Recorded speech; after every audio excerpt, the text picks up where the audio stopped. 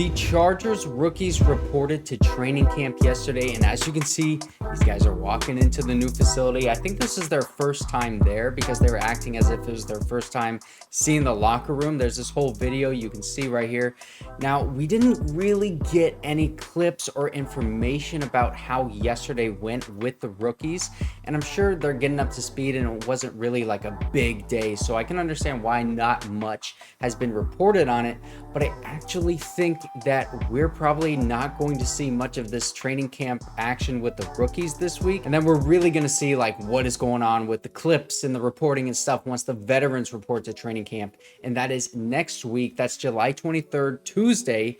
But then the rest of that week, Wednesday through Saturday, is open practices where the fans can come and be in attendance. And that is where we are definitely going to start seeing the action. So just one more week, man, until the Jim Harbaugh era officially begins. And hopefully he is going to be the head coach for the rest of Justin Herbert's career. Because, bro, listen to this freaking clip from an FS1 show that has been making the rounds on social media. He's got to play bigger in some big games, but he's going on what? His fourth different coordinator. It's not always his fault. Do you think Harbaugh will be the one to finally unlock Justin Herbert's potential? It can't always be everybody else's fault, right? And when you look at Justin Herbert, we talk about coach killers all the time, more in the NBA than in the NFL. Like LeBron's a coach killer, KD's a coach killer, right? How about the fact that Justin Herbert in college had 3 head coaches?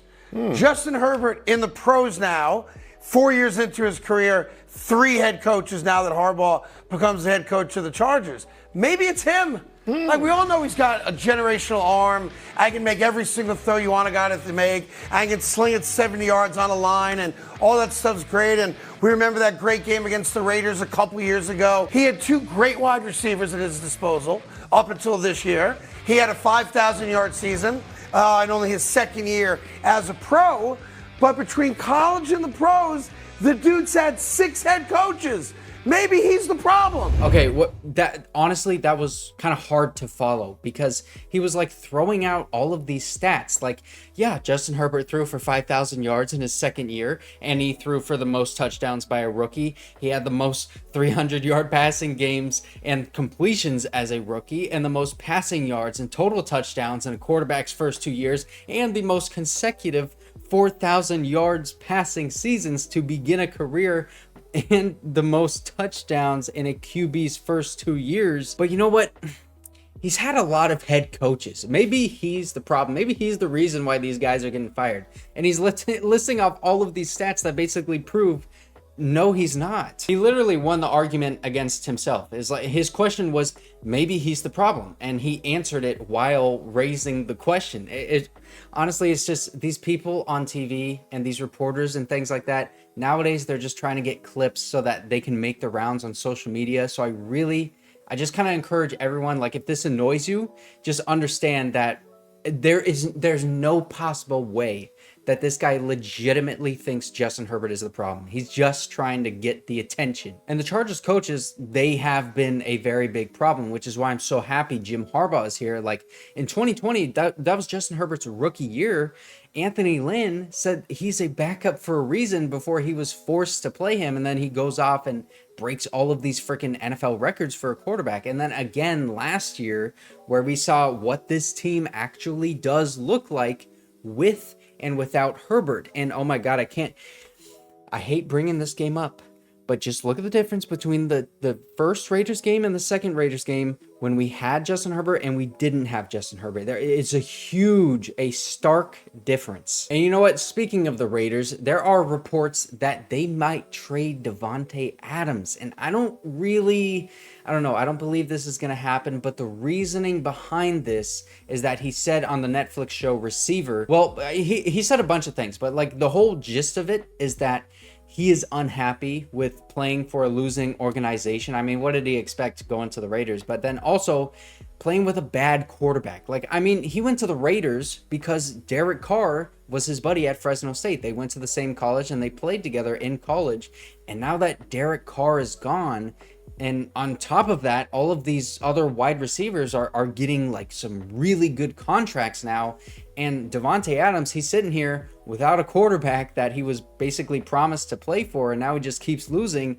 And all of these other guys are starting to get paid more than him. And he's like, can I get a raise now? Well, I think this is when the rubber meets the road here, because I think there's been a lot of quiet conversations behind the scenes about guys who's watched the contracts explode. For example, there's that trade rumor when Aaron Rodgers walked off the golf course and he said, I'm looking forward to playing with DaVante Adams again. And that created the stir, which DaVante Adams' agent quickly squashed. But there is a conversation that needs to be had between DaVante and the Raiders, because the wide receiver market has exploded and DaVante's sitting there saying, what about me? So the possible teams that could trade for him, it's like the Jets, because Aaron Rodgers is there. That's a popular one. But, there also is this tweet from the infamous Pretty Ricky on Twitter, who he has been right about a lot of stuff this offseason.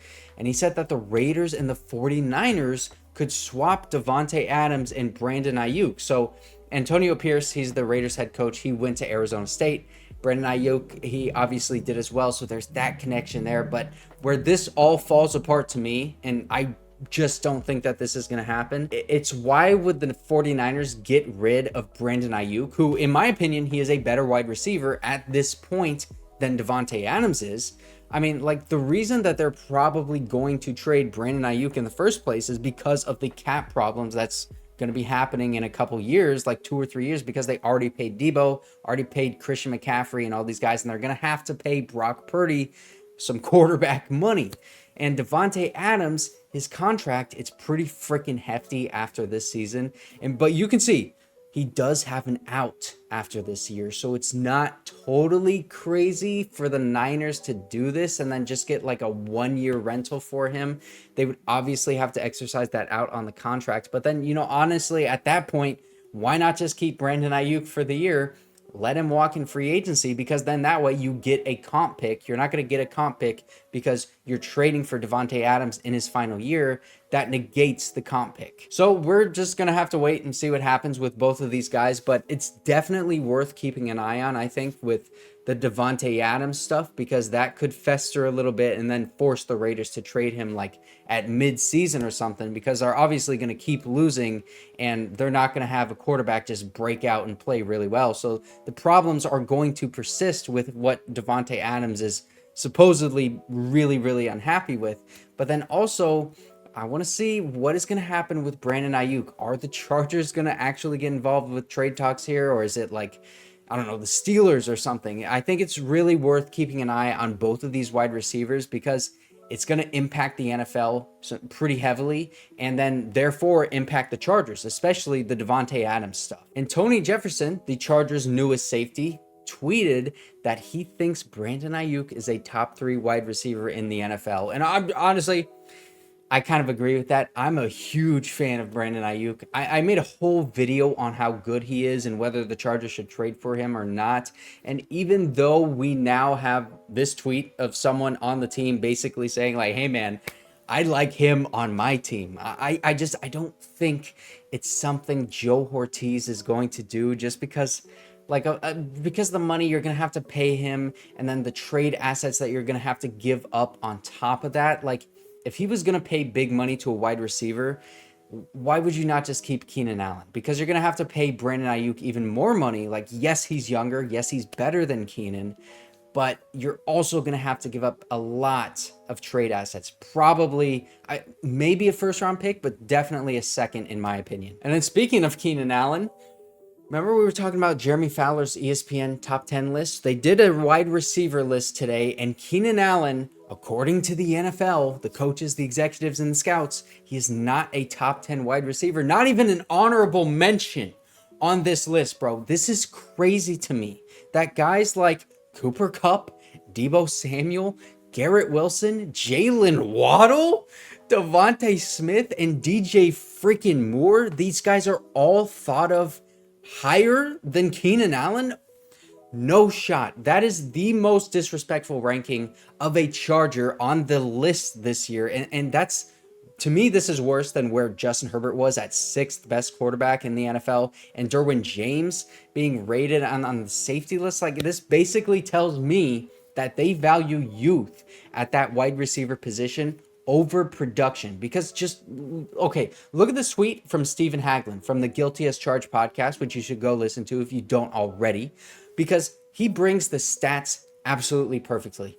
If Keenan Allen is not even an honorable mention on this top 10 wide receiver list, then honestly, flat out, you don't care about the current production, and you care more about future potential and what you can get years down the line. And that I just don't think that's how you should make top 10 lists. Who is good right now? What just happened this previous year in the NFL? And if you're just going off of that, Keenan Allen has to be a top 10 wide receiver. It just doesn't make sense. So that is basically all the Chargers news from today and earlier this week. That's everything that you guys need to know.